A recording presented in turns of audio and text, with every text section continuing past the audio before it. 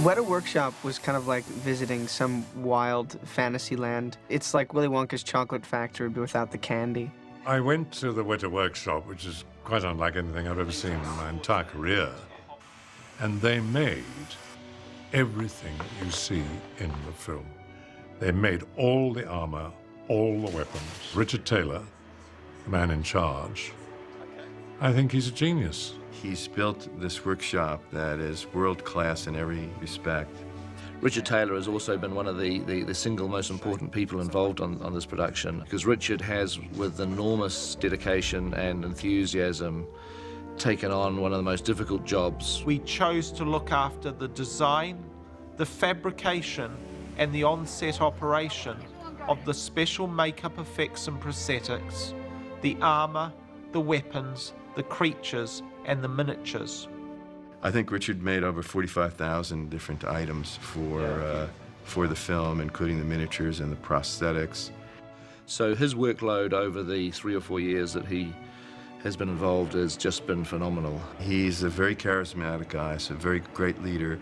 So his people were really devoted to him and to the task, and their work showed it.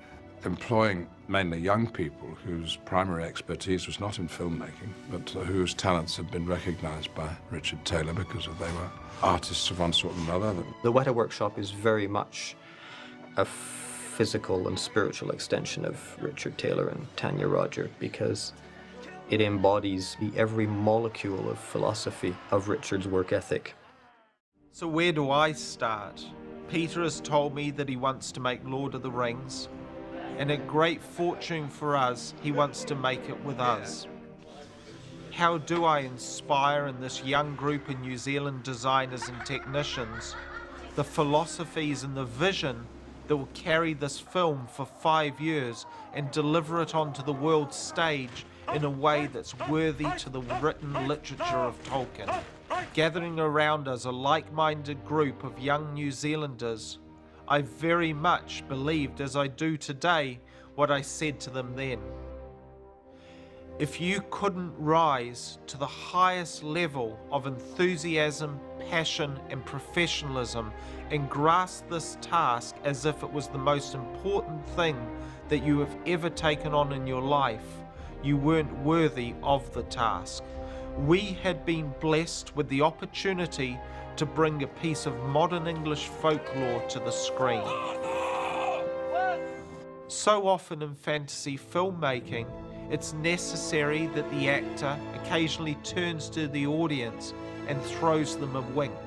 You know, just buy into this, just accept that this world exists.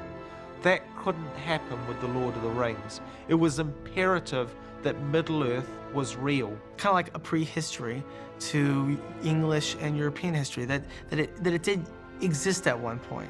And since he was treating it that way, he was looking at it as a history, that really kind of worked its way through every fabric of the production. But what we appreciated was that if we could hold on to a large number of the departments, we could possibly make a more cohesive approach through our design work and the delivery of the images that we put on screen. Richard Taylor's philosophy was always ground this in reality. We want gritty realism. We're making a historical film, we're not making a fantasy film. To that end, we looked at a lot of historical influences. While we didn't want to make it obvious, like you go, oh look, the elves are Greek or the dwarves are this or that. We didn't want to make it obvious like that because that's not what we're doing. What we wanted to create were alternative cultures that look like they could come straight out of history, but you're never quite sure where they're from. The development of the cultures, the species, and the races. The development of the total physical reality of the creatures was imperative, so that this finely woven tapestry would create a backdrop of heightened reality upon which the actors could play out this incredible story. There are so many races and cultures in Lord of the Rings, and it would be very easy for many of us as designers who are familiar with the material to really indulge ourselves a little bit in it and just develop these cultures to the nth degree. But what we needed to do was really make them so they were accessible to general audiences who hadn't read the Lord of the Rings as well. Daniel seemed to grasp everything that was good in Middle-earth. All the elves, the beautiful swords that the elves carry. He was able to design the richness of the cultures of these particular characters. But brooding underneath the harsh cloud of Mordor on the other side of the room was Warren Mahi. He looked after the Uruk-hai. He did a lot of the orc design, the goblins, anything that was nasty and spiky came out of Warren's pencil. A year into our design process and a year into the project, we had the great fortune of Alan Lee and John Howe joining us. We'd already adopted some of their sort of stylistic interpretations into our interpretation. However, when they came on board, it really gave us a solid grounding and also a tremendous upskilling and a tremendous experience base to draw from, because here are these amazingly talented guys who've been living and dreaming Tolkien for years. They'd broken a lot of ground for the weaponry, the armor, and the creatures, which was their primary mandate. And because we were working on the same floor, in the same set of buildings, there was a lot of fraternization going on. We would be, above all me, I'd be wandering out to see what they were up to and see what they were drawing, and it was very stimulating because seeing someone else treat any given subject, you've got only one desire, is to have a shot at it yourself. Everything was kind of thrown into the melting pot, really, and people would give us feedback, and we'd go off and do another day's work, and, have something ready for the next design meeting. Now, Jamie Best-Warwick and Mike Asquith didn't draw. They're sculptors, and they can conceptualize through three-dimensional sculpture as quickly as an illustrator can come up with ideas through drawing. We always start off with tiny little what we call thumb maquettes, tiny little studies that are done extremely quickly that just begin to capture the feeling of form. And then from those, working on top of precast either third scale busts or sixth scale figures, we'll conceptualize the characters. Jamie Best-Warwick did a number of original sculptures, one-offs, that are in the final film today. It was incredible how quickly he was able to capture Peter's vision and deliver designs that carried on through to final shots on screen. What orders from Mordor, my lord? As you stepped down the stairs, it was like going into a manufacturing zone, but not in the sense of a production. It was like going into the depths of Middle-earth. As you came around the corner and stepped into the studio, the enormity of what we were doing began to strike, mostly from the first effect, which was looking at the stone trolls that would be glowering back at you. But as you moved through the studio, there were the huge towering miniatures on either side, crammed in there. You literally had to weave your way through these huge buildings that were just all teetering and just sitting in position, packed into that studio. There is something special about using miniatures that Peter loves, and Peter wanted to do as much of this on large miniatures as he could. So Richard Taylor set about the task of building, as I say, these 58 very, very large miniatures. On Lord of the Rings, we coined the phrase bigatures because over half of the miniatures that we built at the Weta Workshop were the size of sound stages. Mary McLaughlin and John Baster and the other miniatures teams did a beautiful job to make this immense size. The mill in Hobbiton, Richard really came up one day and with a photocopy of the sketch and said, right, it's about yay long and about yay wide, right? And I said, yeah, I guess so, sure. And they went away, and a week later this incredible model had emerged which looked exactly like the sketch. I've never done a picture of this many miniatures. I don't think anybody's done a picture of this many miniatures. Because one of the things that Peter chose to do was, where in many cases we would have done a matte painting, he's chosen to use a miniature instead. Or a miniature with a slight bit of matte painting to blend it into live action. So we're doing a huge number of shots where we're dropping a miniature behind the live action scene, which is wonderful because it means that we get the beauty of the live action, and then we're able to expand it and amplify it and create the environment into which this live action scene will play. And that's pretty neat.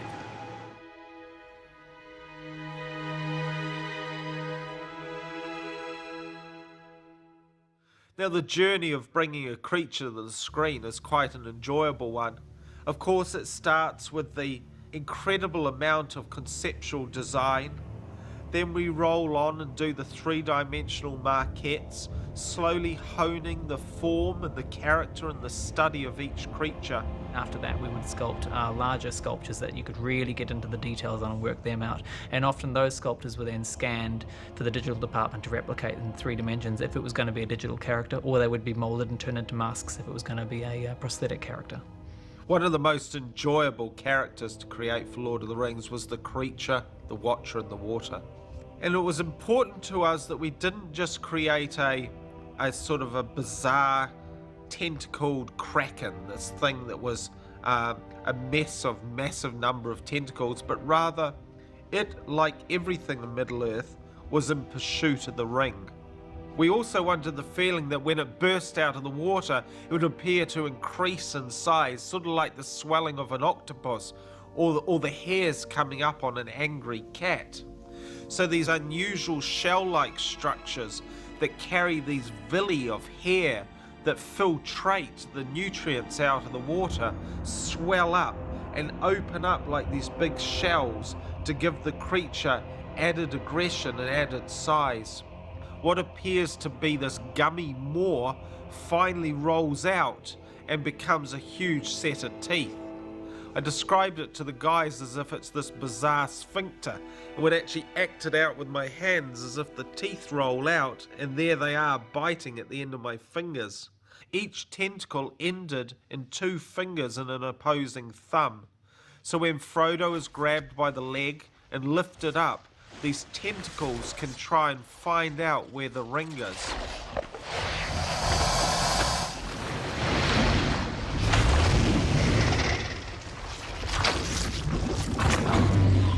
John Howe has illustrated the Balrog many times, and there was a great number of elements in his original designs that Peter loved. It's like lava in a thin shell, and the heat that it radiates is just phenomenal. We wanted the feeling that this was some sort of bizarre bull hybrid with a dog. It's got a whip-lashing lizard's tail, these knuckly toes, and this huge backbone crest of flame that erupts to show its heightened anger. It's got these large bull horns that come around to the front of its face. Ben Wooten, one of our senior designers, took those original design drawings of John Howe's and built on them in close accordance with John's thoughts to create a final large-scale design maquette that stood about 4 to 5 foot tall, that perfectly captured all of the elements that we wanted in this creature.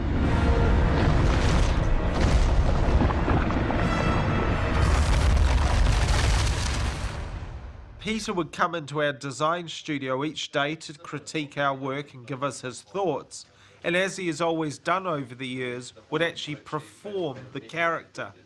He would lumber around the design room pulling these great faces, and very quickly inspired Jamie and the other designers with the ideas of what the cave troll could be. And Jamie very quickly captured the feeling of this slightly moronic, slow, childlike character that has all the trappings of a creature that is relatively quiet and docile until it's provoked into a rage. We wanted the feeling that the cave troll would sit in hibernation for many years, so all of its underbelly is soft and fleshy-like, where the backs of its body that's exposed to the elements becomes like the cracking on the back of a well-worn foot. He also has these unusual fingers. He has these nails that don't so much grow from underneath the quick, but are actually a part of the overall end of the fingers. And these are used as huge shovels for digging into the dirt and helping mine in the mines of Moria and dig out little hollows for its hibernation in winter. This then is skinned and plasticine, carefully detailed and sculpted to replicate the look of the original design maquette exactly. And it is this larger maquette that then the digital department scans to capture all of the complexity and fine detail of the surface finish, as well as the overall form, into the computer. and in doing so, make sure that the art of the design team at the Weta Workshop is carried through into the digital realm.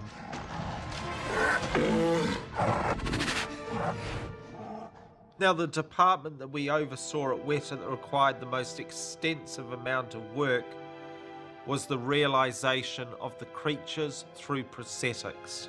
Although we had small and subtle prosthetics for a lot of the lead actors, the most prolific amount of prosthetic work was used on those that are evil in Middle-earth. The Urukai, the goblins, and of course the orcs. Peter wanted something special for the goblins of Moria.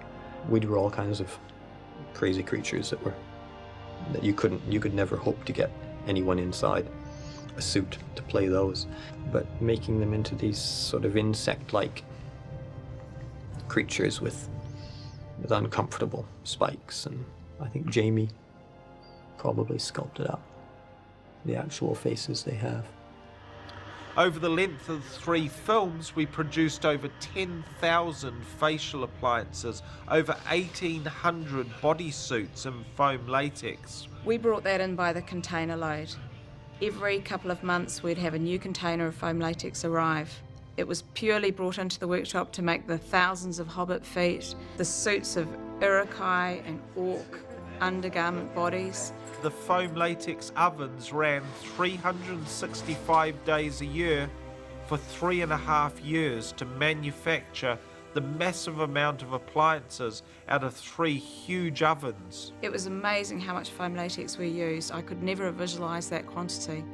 All of the prosthetics then had to be washed, seamed, painted, and stored on racks ready to go out on set. Prosthetics have a very limited life. Facial appliances only last a day, and full suits only last 6 days before they're requiring to be returned to the workshop for either servicing or to be ground up into foam pellets and thrown away. On top of that too had to come all the paint and the specific sort of prosthetic materials and makeups in order to service the application on set. They also had to be imported from LA. We had a team of 12 makeup artists operating under Marjorie Hamlin and Dominique Till, who looked after respectively the 1st and 2nd unit prosthetic requirements for Weta Workshop. Each day, a multitude of characters would be applied into elaborate facial appliances and then put into full foam latex bodysuits. Teeth would go in, contact lenses, and the wigs would finally be fitted to create the overall feeling of these unusual creatures.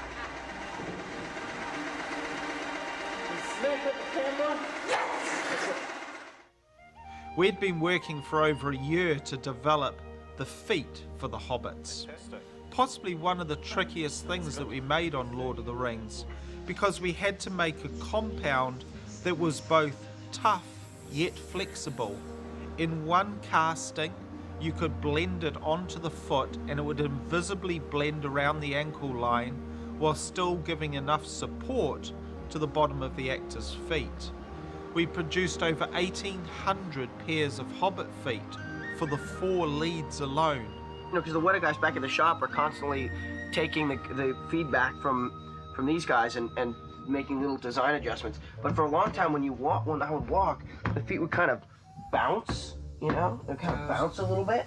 And now these are actually amazing. I haven't even noticed it. They're really amazing. So what you try and do is to get a little grip action, and but not too much, because it doesn't actually bend at the knuckle. But there's things when you like walk on a toe, you learn how to kind of work the foot a little bit. You know, you can kind of have it sitting there.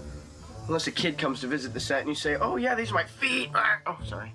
They'd settle their feet into these pre-glued foam latex appliances, and then over the next hour to hour and a half, the feet would be very carefully glued to every millimetre of their own feet.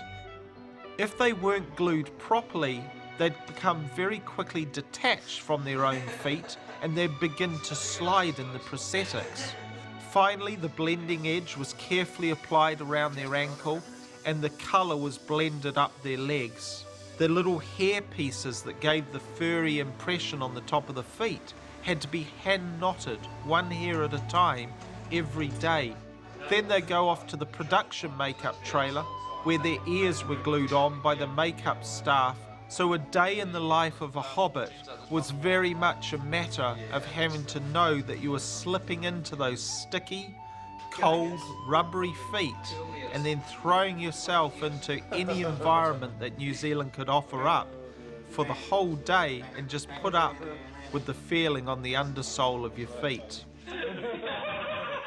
I would go to Weta all the time. I was fascinated with what they were doing. Liv would often come down to the workshop and sit with us and just talk over things, be involved in the making of stuff, actually sit for her own sculptures and get to know the guys really well. So we all had to have these face casts done. And I went in to have it done, and I really didn't know what to expect at all. And laid back, and they kind of strapped my hair down and put Vaseline or something on my face. And just suddenly, within seconds, first my eyes, then my mouth, and then just everywhere, this enormously thick, horrible goo came over me. And when they finally took it off, there's like this great suction that happens when they finally take it off, where you can't breathe for a couple of minutes. And I had this weird, like, kind of face. It's just really funny. I have quite a large nose, and it should have been sufficient for Gandalf's, but once you expand the size of your head with facial hair, then your own features might tend to get a little bit lost in it, and to exaggerate the prominence of a nose sort of keeps everything matching. And it took 2 or 3 days and a variety of tries to get what we all thought was right, simply because you can design a makeup on paper, but once you then apply it to a particular face, it may not turn out quite as you intended. Gandalf, we could pass through the mines of Moria. My cousin Balin would give us a royal welcome. There is no actor involved in Lord of the Rings that sustained more difficult prosthetics time than John Rhys Davies.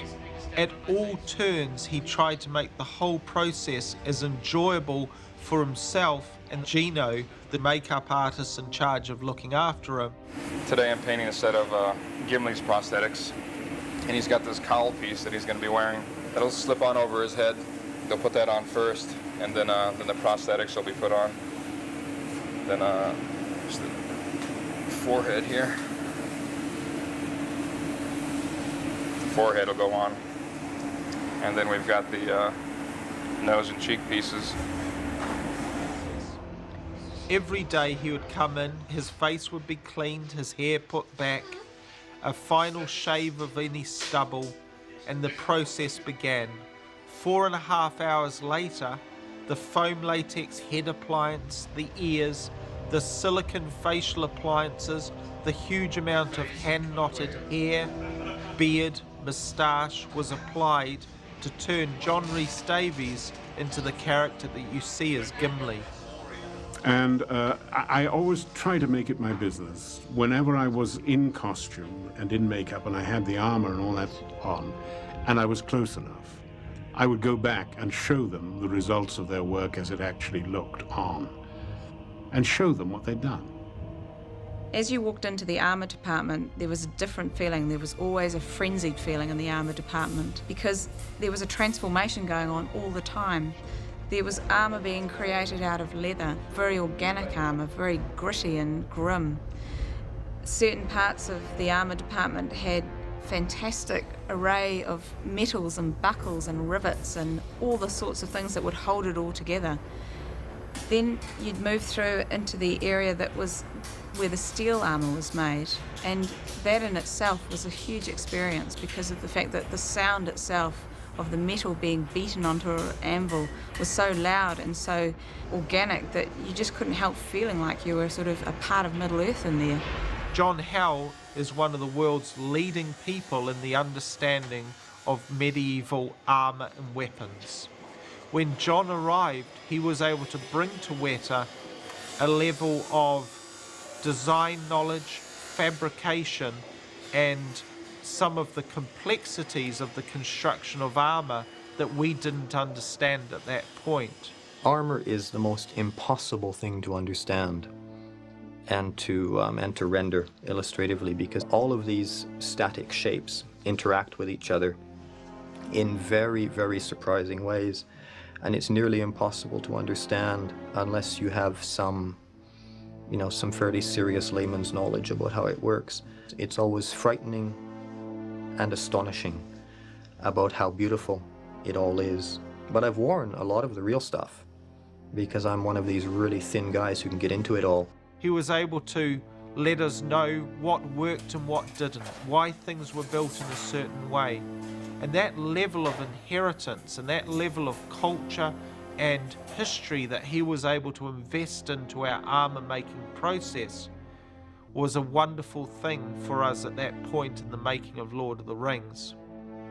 You can design your heart out, for months with a pencil and a paper, but the actual materials themselves, whether it's leather or wood or stone or metal, will lead your hand to shapes and ideas that you cannot arrive at just with a pencil and paper. We also had the great fortune of finding 2 armour smiths. In the tiny country that is New Zealand, here was 2 guys that were making a living from the fabrication of plate armour. Stu Johnson and Warren Green. Now, building a forge in the workshop was, Richard was very excited about that idea. He really wanted to approach the whole idea in as traditional a manner as possible. And the only way to do that is to get the stuff hot and to use a hammer and get it on an anvil and do it the way it should be done. So to that end, every single piece of armour was originally created in plate steel, hand-beaten in the forge here at the workshop. Through designing the Urukai's armour, we wanted to give a feeling of a brutal and almost intuitive armour and weapons. These creatures are only armoured on their fronts. There's no armour on their backs because they would never run from the field of battle. These are the lightweight guerrilla fighting force that are sent out to hunt down the hobbits. They don't carry any heavy armour as they have to travel huge distances at great speed. Their helmets are made in a combination of leather and lightweight steel. The idea of all the spiky bits of leather is so as they're running through the forest, these things will bounce and move around, further creating the level of ferocity in their appearance as they charge along.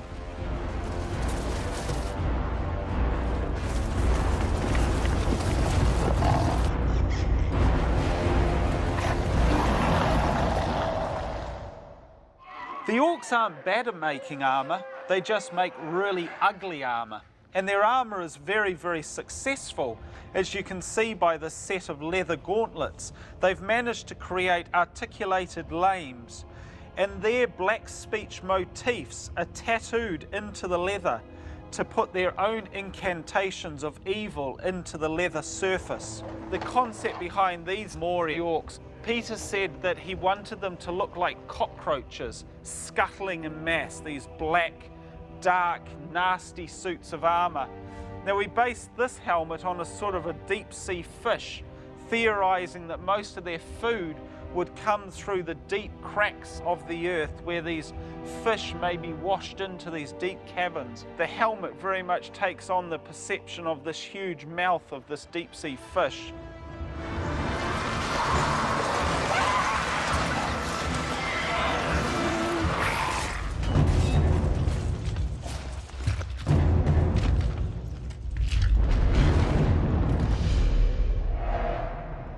But the feeling we wanted to get with Sauron's helmet was the feeling of a corpse, of the rotting face of a horse corpse, with those long bony structures coming out of those deep-set socketed eyes, those great big nostrils for sucking in and blowing out a lot of air. The intaglio was put on as a lithographic process that then was acid etched using sulfuric and hydrochloric acid to eat the surface of the metal, to give the appearance that the surface of the steel is crawling with this wicked ivory all over it. Now here is a Gondorian suit of armour from the prologue, a combination of plate steel underneath, covered by this tunic, encrusted with the heraldry of the Tree of Gondor, the son of Numenor. Encrusting the armour of the Gondor is these helmets. They carry the seabird's wings of the Gondorian motif. The antiquity of the helmet is such that it's made out of separate components. But an interesting feature is the way that we've actually glued the hair into the helmet. This is so the makeup department don't need to put wigs onto the actors every day. This is from the allegiance of men and elves as they fought with Sauron and the orcs at the plains of Golgoroth. The prologue elves are in the springtime of their years, so we tried to capture a motif, a colour, a palette of spring, the subtle greens, the succulent plant textures of the fabric. This is a race that is coming to the world, a race that is in the strengths of its time. It's got the insignia on the nose bar of the helmet. The feeling that you used to have when you were standing surrounded by all this armour was that it felt as though it had been discovered on an archaeological dig. It had that sort of realism about it. What was so deceptive is it wasn't. It was made out of plastic, urethane, all those sorts of materials that are so modern today.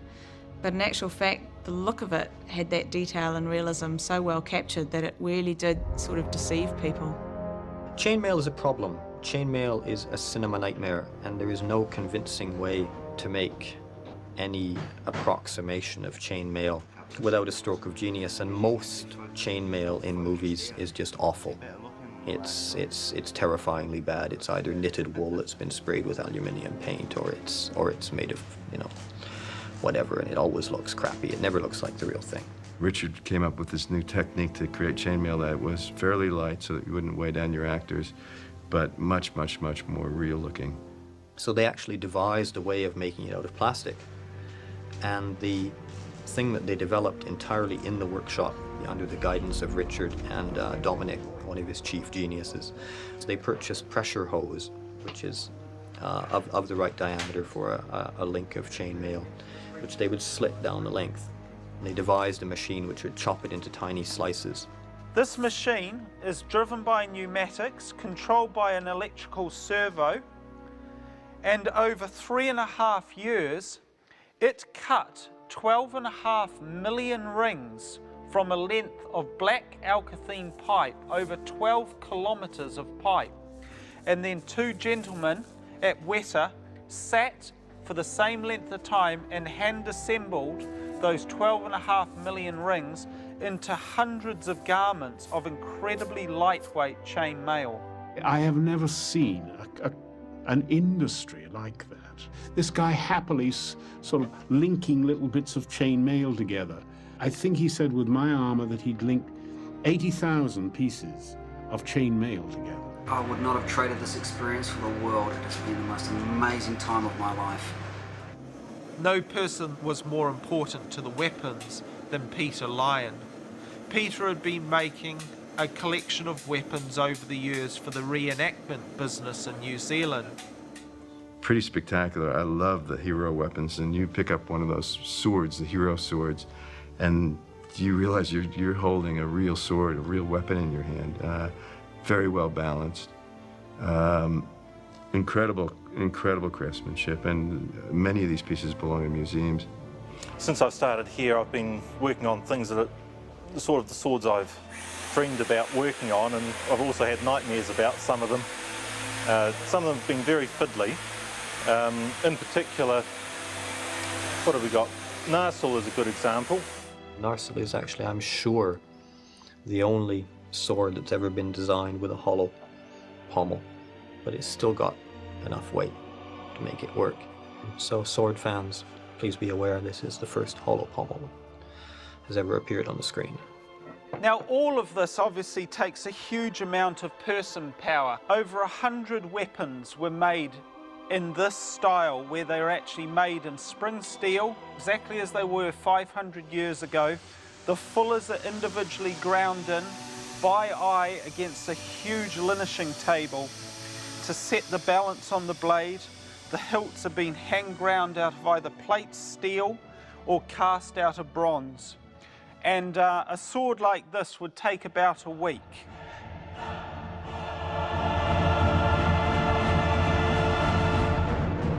Lying next to it again is Glamdring, the sword that Gandalf wields so heroically and magically at times. Once again, it has the incantations of the elf speech woven into the crossbar to try and strengthen it in times of battle.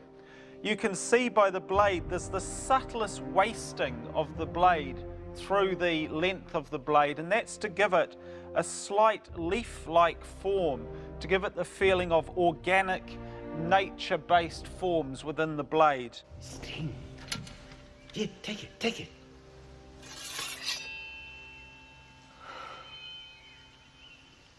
It's so light.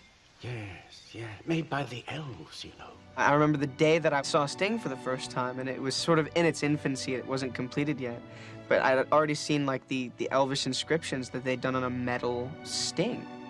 Now, Sting has the same cultural inheritance as Glamdring does, Gandalf's sword. The handle is made out of kokobo, a hard wood from South Africa, and then it has a silver intaglio that has been hand-laid into the wood, finally being capped by a fairly simple but elegant hilt. You know, Boromir's sword is a strong man's sword. It's made for someone with very, very thick wrists. Boromir, of course, a descendant of Gondor, carries a one-handed fighting sword. It's actually a hand and a half. You can fight with it single-handedly, but the pommel is extended enough that if you want to draw into a two-handed blow, you have got the space to put your hand up onto the crossbar. The swords have to be balanced quite comfortably through just in front of the crossbar. It makes for quite a beautiful fighting sword. Sean Bean was very enjoyed flinging this weapon around. When you do get your sword, that becomes quite personal to you, and you get familiar with it, but you feel as though it is part of your body. I mean, it's an extension of your arm, and we all took great pride in that.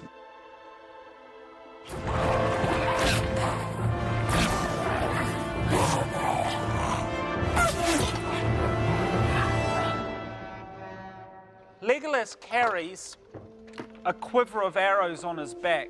We made over 10,000 arrows for Lord of the Rings. Every race and every species has a different sort of arrow. Every arrow has its own head design. This has got a little floral motif on the actual blade of the head. It carries a green fletch on it. This is his quiver, but carried in his quiver are the white knives, his fighting knives. And you can see it has got an elven etching down the blade. The handle is inlaid with a gold etching that's laid into the timber. It's got boxwood as the timber of the handles. These he carries over his back, and he's able to draw both at the same time.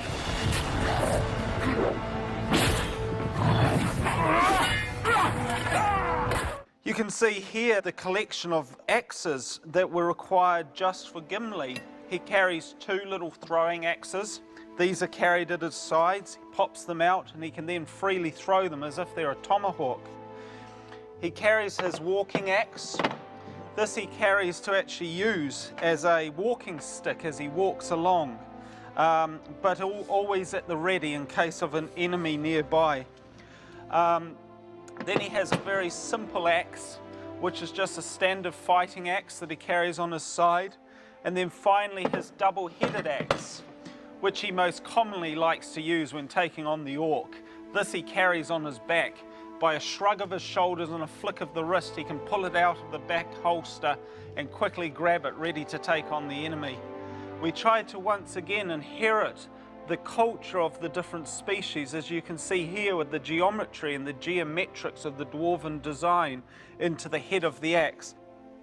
And even the way that the leather has been laid onto the handle takes on the geometric nature of the architecture of Moria.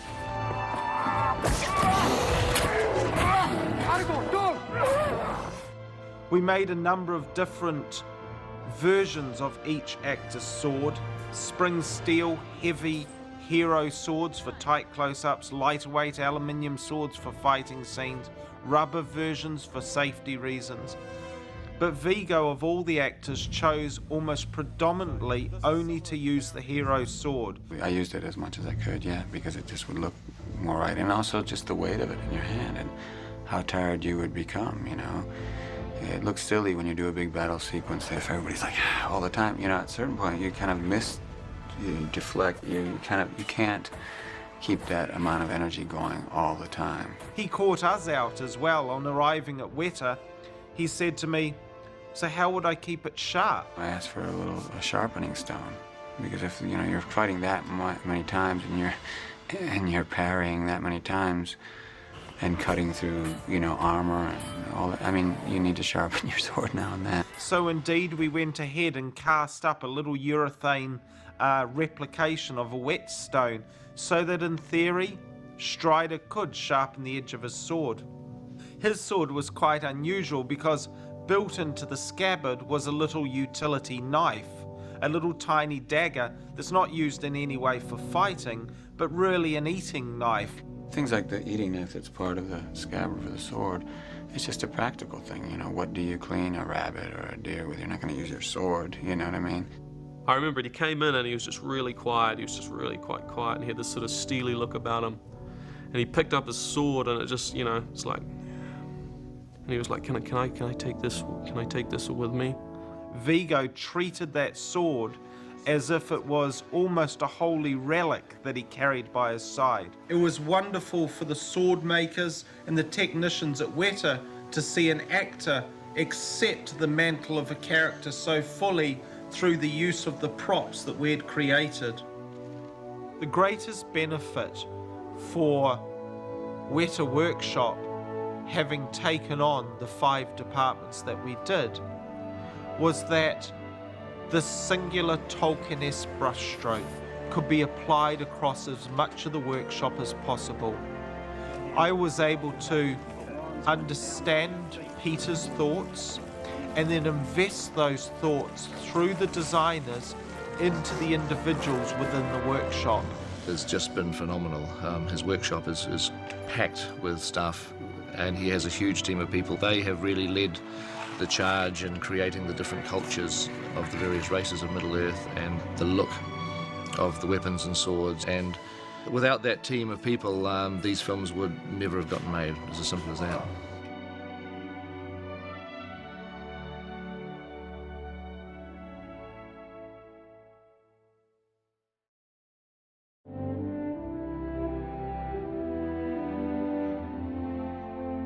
Nyla Dixon, who's our costume designer, did an incredible job. We set up a sewing room for her at Stone Street Studios, which used to be an old paint factory. And she had her 40 seamstresses working in there, creating over 19,000 costumes. And it's not merely creating costumes. That's far too easy a concept than what she actually had to tackle. It was very collaborative, Lord of the Rings. The fact that Richard really had been developing the concepts for Lord of the Rings, a lot of things were already in train before the wardrobe department ever showed up on the doorstep.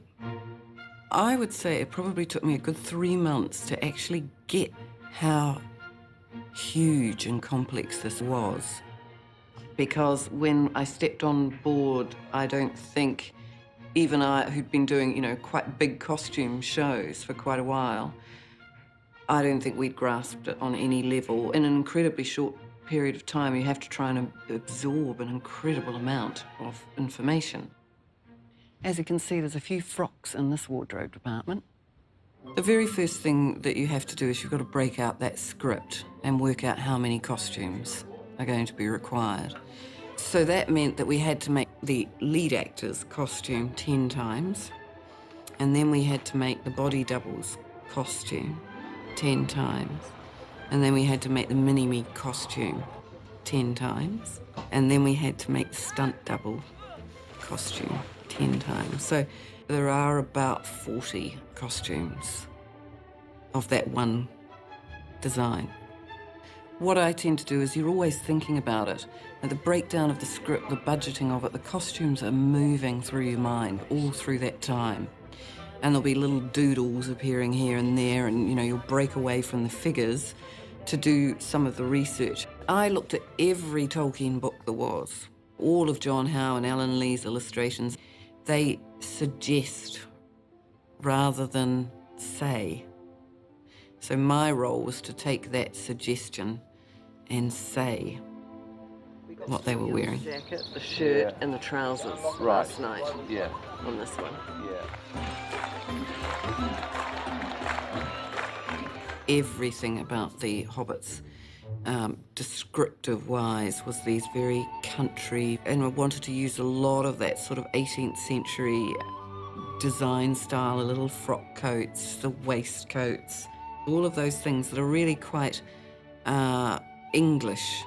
And that naturally, with these big feet, took me to the idea of chopping off their trousers so that they're kind of wearing these wacky little half-mast pants. When it came to the character Frodo, I wanted to separate him out and make him seem a bit more of a young gentleman. So in that sense, we dressed him in velvets, but still had all the rougher elements that the hobbits had in general. It absolutely made me feel more like a hobbit, especially with the feet on and the wig. It had that hobbit image. So the clothes were kind of essential, and it would be the first thing I put on in the day that would begin my process into being a hobbit. The Aragorn costume, we workshopped that one so much with Vigo. Nyla was wonderful in that she allowed me to be part of that process, so that we could give the character and give Peter something first and foremost that visually appealed to him and felt right, but for me was comfortable. We put a lot of detail into this because the idea is that for the character, for Vigo as an actor, as he puts on this costume, layer by layer, he is putting on that character. And that, to me, is a really essential part of being a costume designer, that you can aid a performer in becoming that character for a day. The idea was that this was a man of great travel, so it needed to be very flexible, and it needed to look like this guy had slept in any cave or crevice and travelled great distances. Viggo Mortensen, who played this character, really was into this idea that he himself had repaired it when it starts to sort of come apart. It's got certain sort of medieval ideas in this attached sleeve, which I actually think is a very practical thing as well. I mean, if it gets too hot, if it's summer and this person's travelling, it does have the idea behind it that this can be detached and then just whipped back on. It was a choice of mine to go for this really beautiful green, which a lot of discussion about this costume is it's black. Well, it's not, let me tell you. This is a beautiful licorice green colour. We thought it was really important to have some pieces on him that told a different story to this rough, travelling, fighting man. And it's in places like this that we felt that we could just slip in the sense that he came from or was given things that were much more regal. With the elves, I wanted the Rivendell elves to feel different to the Lothlorien elves. How we went about that was a slight colour shift. There's a bit more colour around the Rivendell elves than there are the Lothlorien elves. And other than that, the design ethic of both is very similar. What I was looking for was the sense that these people were not of this earth, this Middle Earth. You wanted the sense that these people sort of floated through the landscape. So I hung all the elf costumes off the tops of their bodies, so giving them as much length as I possibly could to accentuate this idea that these elves were much taller than man. Galadriel is the ultimate elf. She is our most white, our most beautiful, our most elegant, and most of Kate's dresses have this very, very slight drape around the neckline. Again, these really huge sleeves, again, a lack of jewellery other than what are considered important pieces to the story.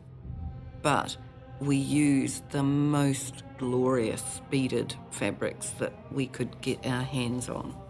And for the men, you do want them to have an incredible presence.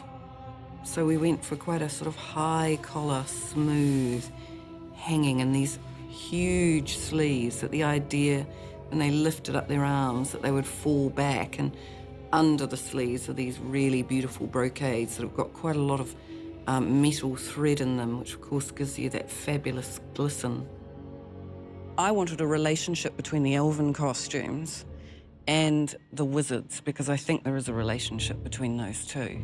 With Saruman, I wanted to create the sense this is the head of this order. I wanted a grandness, and I also wanted him to have the stature of an elf.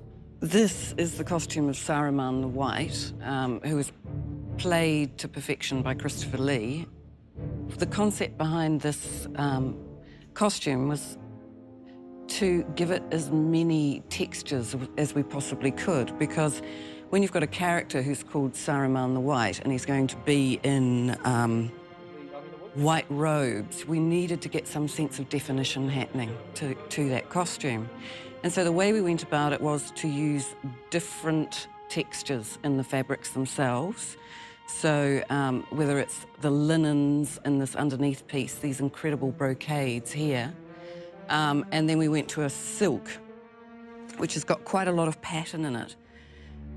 And a lot of these sorts of things don't come up on camera in a huge way, but what they do is they just give it much more life. It's also slightly worn. It wouldn't be brilliant, glowing white. It couldn't be after thousands of years, or hundreds of years. So they were very clever there. They said it must look not exactly shabby, but worn. We've really aged this costume down. It's quite extreme at times. You know, like we've actually sort of put quite a bit of life into that breakdown. You can see, you know, it's starting to get ever so slightly threadbare in places. And again, looking for elements that were going to create that sense of age. He's been a wizard for a long time. It would be wise, my friend. Tell me, friend, when did Saruman the Wise abandon reason for madness? There's a lot of drawings of Gandalf. In fact, he is the one who appears in more images than anyone else in the most defined way.